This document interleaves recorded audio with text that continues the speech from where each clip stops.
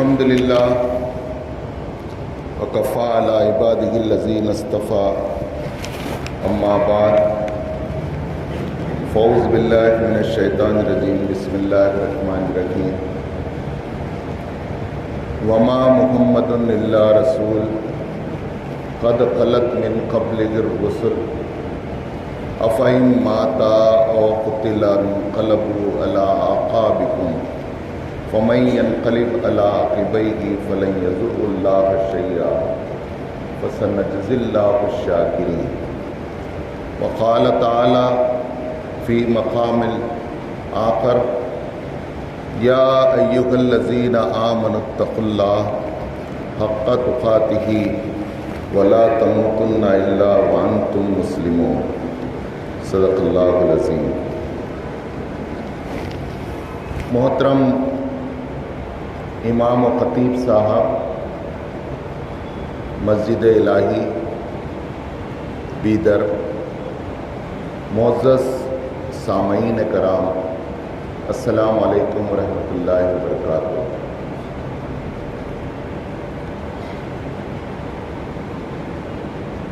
رمضان کی عید منگل کو ہوئی 3 تاریخ کو. آج جمعہ ہے.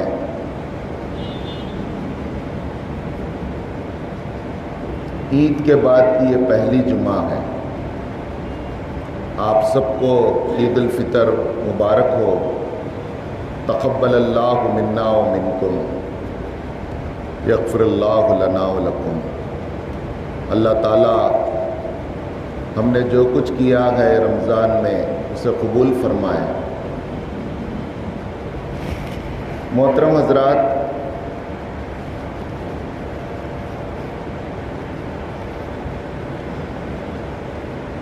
ہم ہر سال آگے پہلے سب سے آؤ، آگے آئیے. امام صاحب گزارش کر رہے ہیں کہ آگے تشریف لائیے. آگے ہو جو بس تھوڑا ساریوان میں کسی اور پر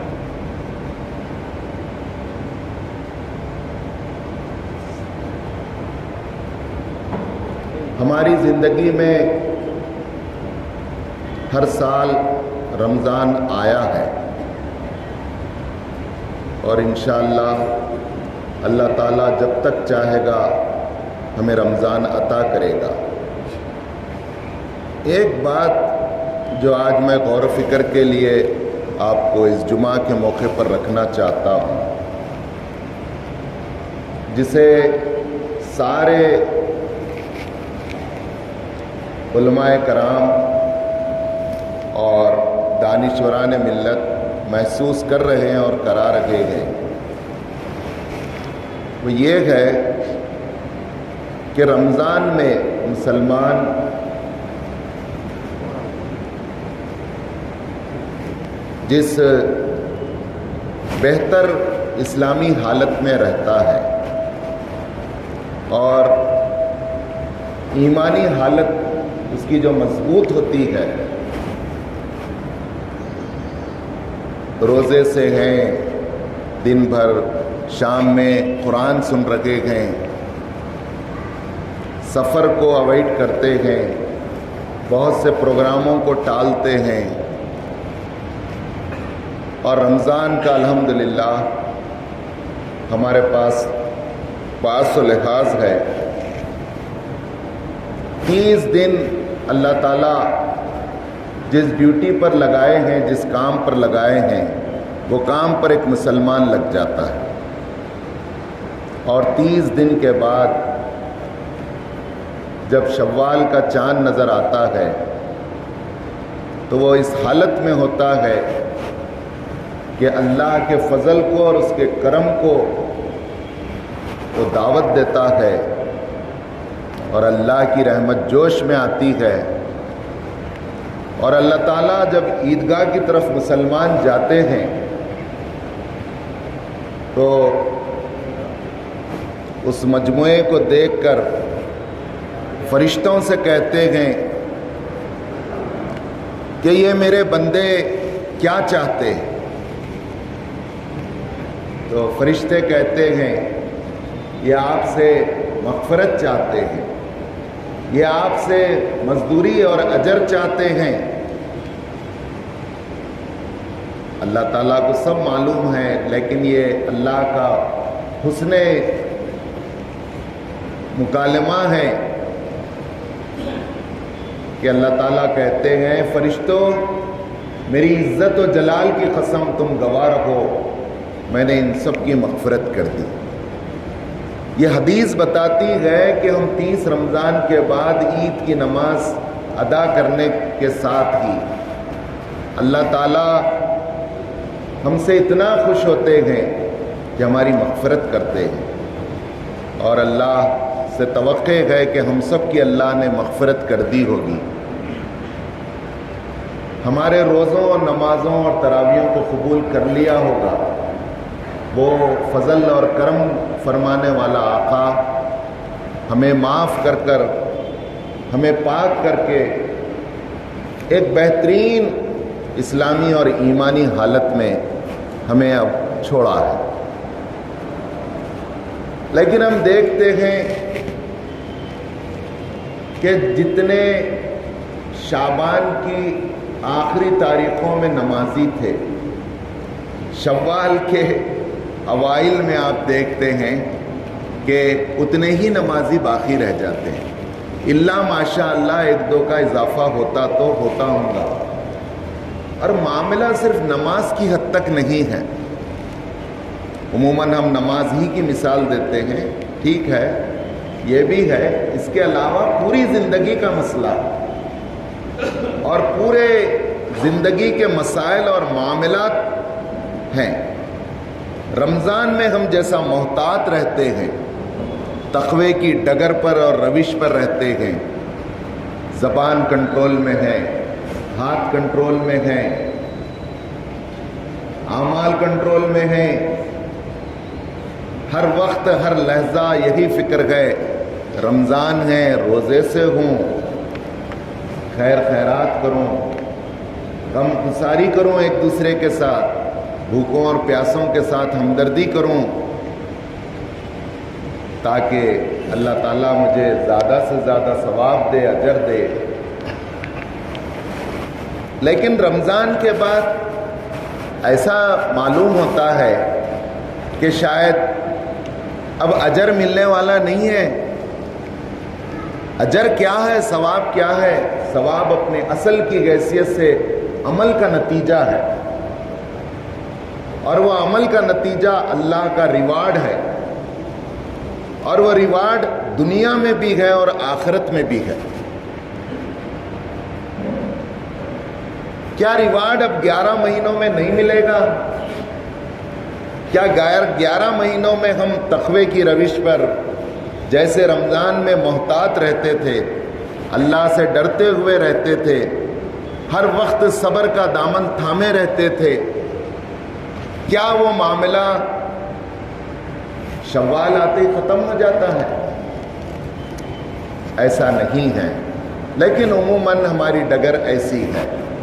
عمومی ڈگر کو دیکھ کر یہ مشہور ہو گیا ہے کہ رمضان کے نمازیاں، محرم کے فقیراں، برادران وطن تک بول رہی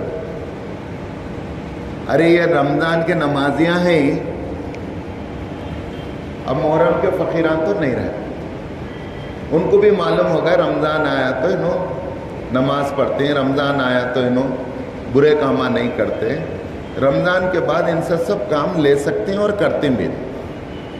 آپ دیکھ جائیے بہت سے لوگ ہیں جو رمضان میں اپنے موبائل کا استعمال محتاط، کوئی ایسا سین ہم نہیں دیکھیں گے، کوئی ایسی سائٹ پر ہم نہیں جائیں گے جو سائٹ پورنوگرافی کی تعریف میں آتی ہو، جو سائٹ فحش اور برہنہ اور عریانیت کی ہو، جو سائٹ ہمارے جنسی جذبات اور فطری جذبات کو مجروح کرنے والی ہو۔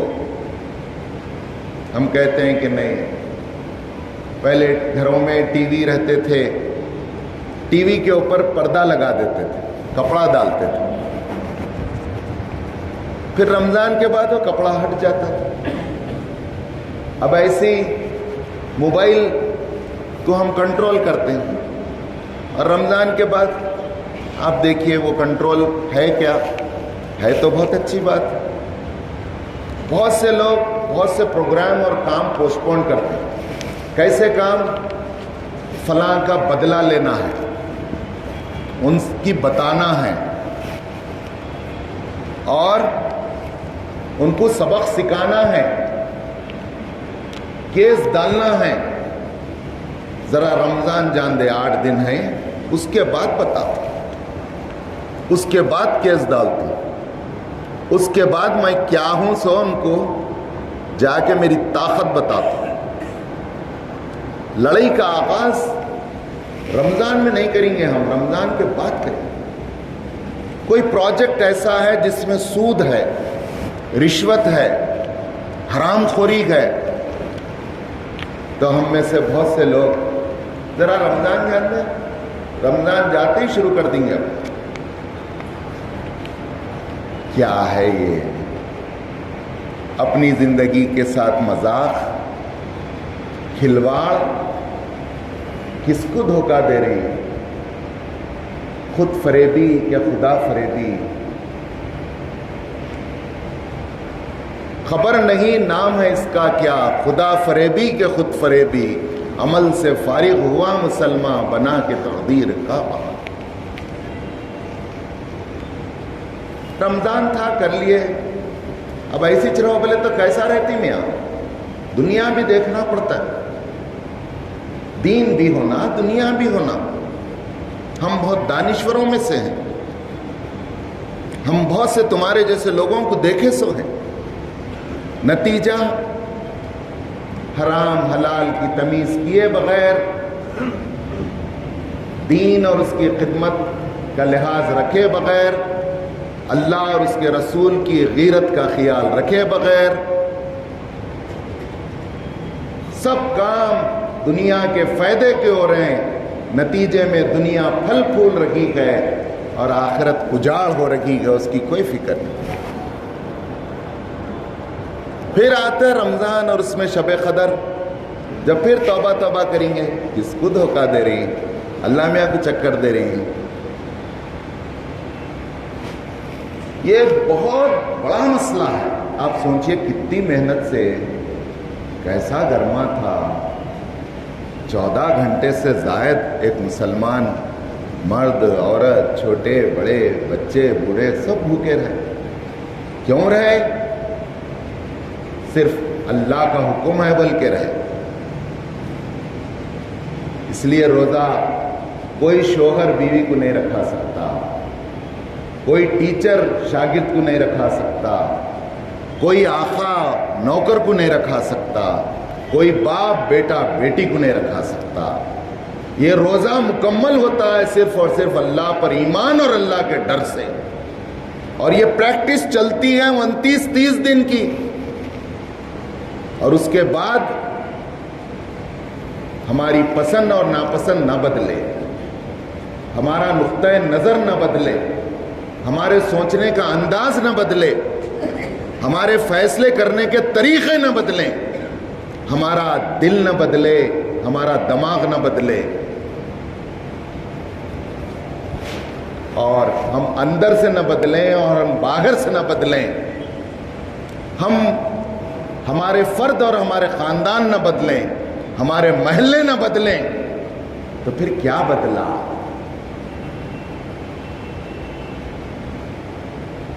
اور اس میں خدا ترسی نظر نہ آئے، محسوس ہونے والا تقویٰ لوگوں کو محسوس نہ ہو، صبر اور اس کا اٹریکشن لوگ محسوس نہ کریں۔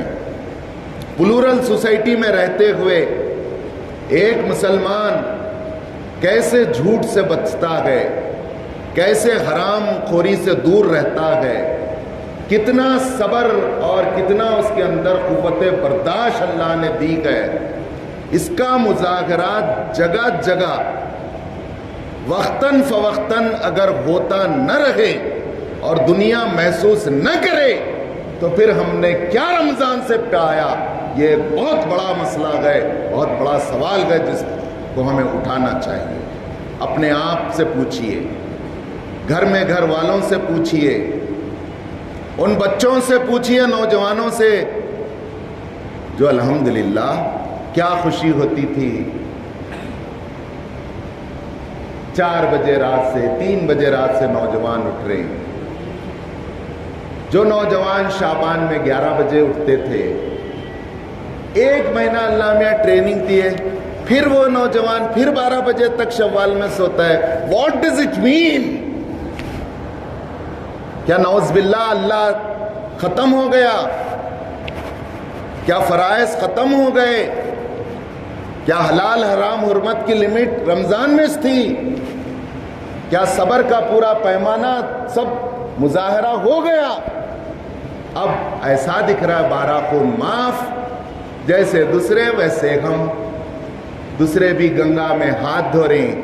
کیا مسلمان قوم گنگا میں ہاتھ دھونے میں کیا ہم دوسری قوم سے کوئی پیچھے ہیں؟ ہم کہیں مل رہا ہے؟ بولو، چاہے دنیا کا کتنا ہی نقصان ہو، چاہے اسلام اجازت دیتا ہو کہ نہ دیتا ہو، سب سے پہلے موجود ہے ہی نہیں ہے، پہلی صف میں بھی موجود، وہاں بھی موجود۔ کیا تبدیلی ہے؟ وہی رشتے کرنے میں اچھے بچیاں ہونا، کیا سولے بچیوں کو پوٹاشیم سائنائڈ دینا، زہر دے کے مار دینا کالی بچی کو۔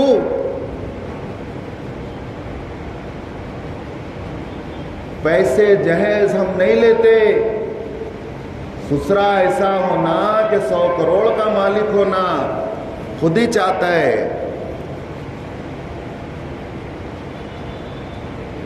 دینداری، خدا ترسی کو معیار بنو بلے تھے، اس کے لیے ٹریننگ دیے تھے۔ خرد نے کہہ بھی دیا لا الہ تو کیا حاصل، نگاہ وہ دل مسلمان نہیں تو کچھ بھی نہیں۔ علامہ اقبال بولتے ہیں نہ تمہاری نظر بدلی نہ تمہارا دل بدلا، عقل بول دی لا الہ الا اللہ اور نماز پڑھ لیے، روزہ رکھ لیے۔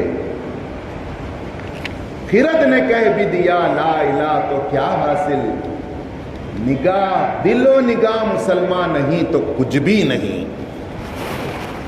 بھائیو، ہم نے رمضان میں کیا پایا؟ اس کا امتحان یہ 11 مہینے گئے اصل، اس میں کیا تقوی کا مارک تھا، وہ پیرامیٹر کیا تھا، اس کو جانچنے اور ناپنے کا پیمانہ یہ 11 مہینے۔ آج خاص طور سے اسی بات کو محسوس کرانے اور اس پر غور و فکر کی دعوت دینے کے لیے میں نے آج یہاں پر اجازت چاہیے۔ بھائیوں، الحمدللہ ہم آج ایمانی اور اسلامی حالت میں بہت اسٹرانگ ہیں۔ اللہ تعالیٰ ہمارے اندر سے آلائشوں کو، خرابیوں کو، روزوں کے اینٹی بائیوٹک انجیکشناں دے کر، تراویوں کے گلوکوساں دے کر 30 دن اللہ تعالیٰ رمضان کے نظام الاوقات لیل و نہار کے ہاسپٹل میں رکھ کر اللہ میں ہم کو ایسا بھلا چنگا کر دیا ہے کہ ہم مسلمان کے ذریعے اللہ جو کام لینا چاہ رہا ہے وہ کام کرنے کے قابل گئے۔ کیا ہم اللہ کا کام کر رکھے گئے، کیا ہم شیطان کا کام کر رکھے گئے؟ آپ سوچیں۔ 1-2 مثالیں دے کر اپنی بات کو آگے بڑھاؤں۔ سورہ آل عمران میں 13ویں رکوع سے اختتام تک اللہ تعالیٰ نے 4 پارہ ہے، جنگ احد پر تبصرہ ہے۔ آیت نمبر 144 میں نے آپ کے سامنے پڑھی، اس میں کہا گیا وما محمد الا رسول قد خلت من قبلہ الرسل۔ اے مسلمانوں جو جنگ احد سے فارغ ہو کر آئے ہو، 70 اپنے ساتھیوں کو شہید چھوڑ کر آئے ہو اور منہ کی کھا کر آئے ہو. میدان کفار لے گئے, تھوڑی سی چوک ہوئی. وہ چوک کیا ہوئی تھی وہ بھی سنا دیتا ہوں.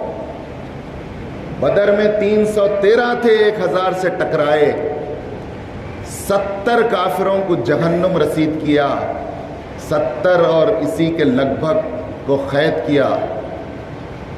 اسلام اور کفر کی پہلی جنگ فرقان ثابت ہوئی. جو حق ہے اس کو حق ہے اس بات کا کہ زمین پر وہ جاری اور زندہ رہے, اور جو باطل ہے اسے زمین اور میدان چھوڑ دینا چاہیے. ایک ہی سال میں مسلمانوں میں کمزوری کی وجہ سے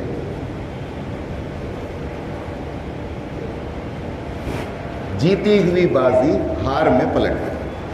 ایک درے پہ اللہ کے رسول صلی اللہ علیہ وسلم حضرت عبداللہ بن جبیر رضی اللہ تعالیٰ عنہ کی قیادت میں ایک دستہ کھڑا کرے تھے, ایک پہاڑی, اور بولے تھے کہ یہاں سے نہیں ہٹنا, دشمن آ سکتا ہے. اور اس حدیث میں ہے رسول اللہ صلی اللہ علیہ وسلم کیسے ماہر جنگ تھے, آپ اندازہ کیجئے. آپ نے کہا تھا اگر تم دیکھو کہ ہمیں فتح ہو گئی ہے اور تمہارے ساتھی مال غنیمت لوٹ رہے ہیں, یا تم یہ دیکھو کہ ہمیں مار دیا گیا ہے اور ہماری گوشت کو پرندے کھا رہے ہیں نوچ نوچ کر ہماری لاشوں کو, تب بھی یہ دروے سے نہیں ہٹنا. کیسے ماہر تھے آپ. اب ادھر دشمن کو بھگا دیے, ذرا مال غنیمت کی طرف لگے تو ساتھیاں بولے درے کے فتح ہو گئی نا, حفاظت کے واسطے رکھے تھے, کوئی بھی نہیں آنا, بلکہ دشمن تو بھاگ گیا. امیر بول رہے ہیں, پیارے نبی بولے نکو یہیں ٹھہریں گے. نہیں, جو مقصد تھا وہ ہو گیا. یعنی سمجھنے میں یہ ہوئے تھا, مغالطہ ہوا تھا. رسول اللہ صلی اللہ علیہ وسلم کی بات کا مطلب ایک سے ایک سمجھے. سب مال غنیمت لوٹ رہی لے رہی, بلکہ آ گئے نیچے. امیر روکتے رہے, آ گئے. خالد بن ولید اس وقت تک ایمان نہیں لائے تھے. انہوں پیچھے سے دیکھے کوئی بھی نہیں ہے, ایک دستے کو لے کے آئے, آ کے پوروں کو صاف کر دیے. صاف کر کے پھر میدان پلٹا دیا. اب ایسا میدان پلٹ گیا, مسلمان پریشان ہو گئے, کفار حاوی ہو گئے. دیکھتے دیکھتے 70 صحابہ شہید ہو گئے. اور اس میں کفر نے ایک چال چلی, جنگ چال کا ہی نام ہوتا ہے, وہ یہ کہ رسول اللہ صلی اللہ علیہ وسلم کو ایک گڑھے میں ڈھکیل دیا, اور یہ افواہ گرم کر دی کہ رسول اللہ صلی اللہ علیہ وسلم نعوذ باللہ شہید کر دیے گئے. اب یہ افواہ گرم ہوتے ہی کمزور مسلمانہ اس کا جو اثر قبول کرے, وہ 3 طرح کا رد عمل. پہلا رد عمل یہ تھا, منافقاں تھوڑے رستے میں سے بھی چلے گئے تھے, عبداللہ بن ابی کے. کمزور جو مسلمانہ تھے میدان میں زبردستی آ گئے تھے. انہوں بولے اگر انہوں اللہ کے رسول رہتے تو انہوں شہید کیسا ہوتے. نیا شوشہ چھوڑ دیا ایک بڈھا, اگر انہوں اللہ کے رسول ہوتے تو شہید کیسا ہوتے تھے. ہم بول رہے ہیں ذرا دیکھو ہے ہی نہیں اللہ کے رسول. شک ہے ہم کو. بولے مسلمانوں کا ایک طبقہ. دوسرا طبقہ کمزور مسلمانوں میں سے یہ بولے جب رسول اللہ نہیں رہے تو ہم پہ کیوں لڑنا, ہم بھی کیا کرنا, ابو سفیان کن جا کے سرنڈر ہو جانا, اس کی پناہ میں چلے جانا, مر جانے سے اچھا ہے. تیسرا طبقہ بولا ارے بھاگ جاؤ رے میدان چھوڑ کے, رسول اللہ نہیں ہے, نہ تو لوگ ہم آپ نہیں رکھتے. اس موقع پر حضرت عباس رضی اللہ تعالیٰ عنہ اور بعض صحابہ جا کے فوری رسول اللہ صلی اللہ علیہ وسلم کو گڑھے میں سے اوپر لائے, اور حضرت عباس اپنے کندھوں پر رضی اللہ تعالیٰ عنہ بٹھا کے لے کے پھرتے ہیں. دیکھو اے لوگوں, رسول اللہ صلی اللہ علیہ وسلم موجود ہیں, زندہ ہیں. پھر جمع کرتے ہیں پورے صحابہ. اس موقع پر تبصرہ کرتے ہوئے سورہ آل عمران کی آیت نمبر 144 میں اللہ تعالیٰ کہتے ہیں وما محمد الا رسول قد خلت من قبلہ الرسل. اے منافقوں، جن کا یہ افواہ سن کے 3 ٹائپ کے رد عمل ہیں. وما محمد الا رسول، محمد صلی اللہ علیہ وسلم رسول کے سوا کچھ نہیں تھے. قد خلت من قبلہ الرسل، ایسے ہی رسول تھے جیسے پہلے رسول گزر چکے ہیں. فضیلت اور کمپیریزن کی بات نہیں ہے. اللہ تعالیٰ اپنے جیسا دوسرے رسول گزر گئے، وہ بھی ایک رسول تھے. افہیم ماتا قرآن کے الفاظ ہیں، اگر وہ مر جائیں او قتلا یا قتل کیے جائیں یعنی شہید کر دیے جائیں، انقلبوا علی اعقابکم، تو کیا تم الٹے پاؤں پھر جاؤ گے، میدان چھوڑ دو گے اور کفر سے سمجھوتا کر لو گے؟ فَمَن يَنْقَلِبْ عَلَىٰ عَقِبَيْهِ فَلَن يَضُرَّ اللَّهَ شَيْئًا. جو کوئی اس طرح کا سوچ رہا ہے اور یہ سوچ رہا ہے کہ رسول ہیں تو شہید کیسا ہوتی، یہ معیار ہے کوئی؟ بنی اسرائیل نے بہت سے رسولوں کو قتل کیا. قرآن بولتا ہے قاتل معہ ربیون کثیر، بہت سے رسولوں اور ربیوں کو قتل کرے. ایسے شریر لوگ تھے بنی اسرائیل. سورہ بقرہ میں ان کی روداد ہے، میں اس تفصیل میں جانا نہیں چاہتا. امام صاحب برے وقت ہو رہا ہے، اب یہ بول کے بات ختم کر دیتا ہوں. بولے جو کوئی اللہ کے لیے میدان میں آیا ہے اور عمل کرے گا، یہ میدان چھوڑ دے گا، فَلَن يَضُرَّ اللَّهَ شَيْئًا، وہ اللہ کا ذرہ برابر نقصان نہیں کر رہا. فَسَنَجْزِي اللَّهُ الشَّاكِرِينَ. رسول اللہ رہو نکو رہو صلی اللہ علیہ وسلم، جو اللہ کے لیے، دین کے لیے اپنے گھر بار چھوڑے میدان میں آئے، اپنے مال اور جان لڑا رکھے گئے، اللہ تعالیٰ ہر حالت میں ان کی ہر کوشش کو دیکھ رہا ہے، قدر کرنے والا ہے، اس کا شکریہ دینے والا، اس کا اجر دینے والا. یہ ہے سوچنے کا انداز. رسول اللہ صلی اللہ علیہ وسلم کے انتقال کی خبر عام ہوئی اور انتقال ہو گیا. اب خبر عام ہوتے تھے، حضرت عمر رضی اللہ تعالیٰ عنہ کے متعلق آتا ہے کہ انہوں بولے اگر کوئی یہ بولا کہ رسول اللہ صلی اللہ علیہ وسلم کا انتقال ہوا بولے تو میں تلوار سے اس کا سر قلم کر دوں. کسی کے کنٹرول میں نہیں آ رہے تھے، حقیقت کو قبول نہیں کر رہے تھے، نہ سننا چاہ رہے تھے نہ دیکھنا چاہ رہے تھے. حضرت ابوبکر رضی اللہ تعالیٰ عنہ، کیا مقام ہے، کیا اللہ تعالیٰ کام لیا ہے آپ سے. آپ حضرت عمر کے پاس گئے، جا کے سمجھے، یہ آیت پڑھے اور پورے مسلمانوں کو جمع کرو، بولے کرے. کرنے کے بعد جو خطبہ دیے وہ خطبہ یہ آیت تھی.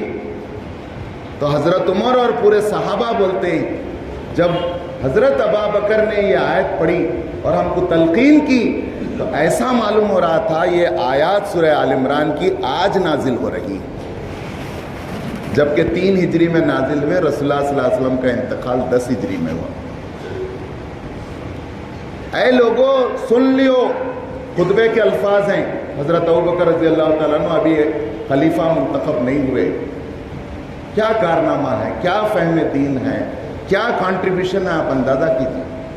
اے لوگوں سن لیو، جو محمد کے صلی اللہ علیہ وسلم کو دیکھ کے عبادت کر رہے تھے، اللہ سے ڈر رہے تھے، اپنی مال اور جانیں لڑا رکھے تھے، سن لیو کہ وہ نہیں رہے، وہ انتقال کر گئے، ان کا کام ختم ہو گیا، اللہ میاں بلا لیے ان کو.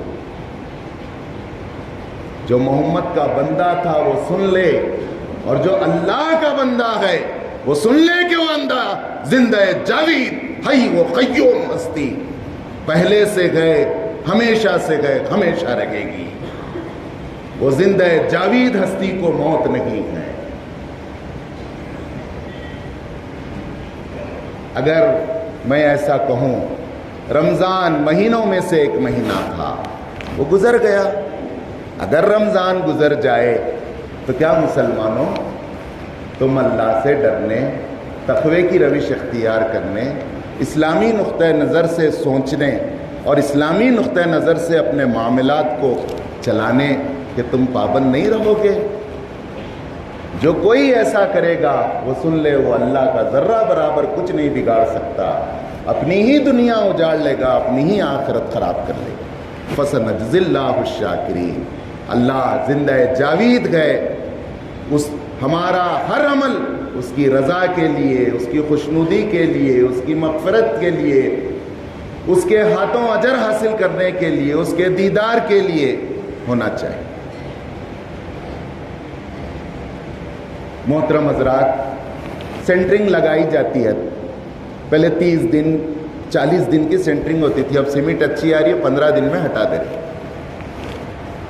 اب سینٹرنگ نکال دینے کے بعد چھت ٹھہرے ہوا رہا تو لوگ یہ بولیں گے ٹھہرنا ہی ہے چھت کو, لاکھوں روپے خرچہ کر کے کریں. سیمنٹ اصلی ہے, اسٹیل اصلی ہے, اس لیے ٹھہری.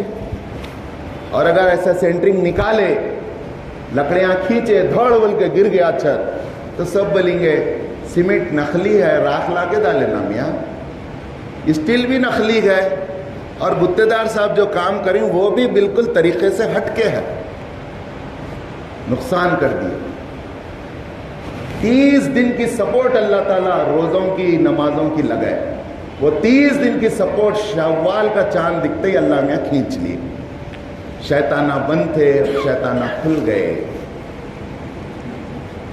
اب ہمارا امتحان ہے کہ وہ تقویٰ رمضان میں 30 دنوں میں ہم جو حاصل کرے تھے اس کے اندر اتنا دم خم ہے نہیں ہے کہ 11 مہینے ہمیں صراط مستقیم پر چلائے.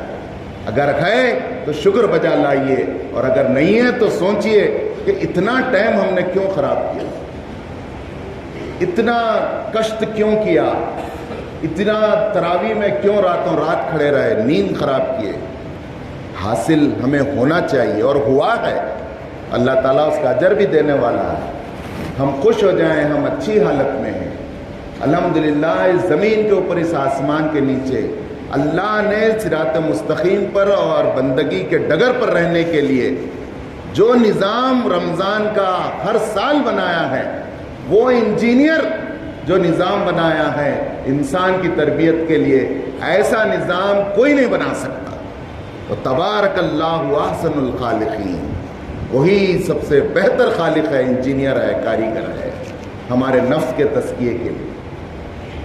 اللہ سے دعا ہے کہ اللہ تعالیٰ ہمیں رمضان کی تقویٰ, پرہیزگاری, صبر اتنا دے کہ ہم 11 مہینے صراط مستقیم پر تقوی کی روش پر قائم رہیں, اور اللہ کا ڈر اتنا دے کہ ہم ہر چھوٹی برائی سے بھی بچ کر زندگی گزاریں.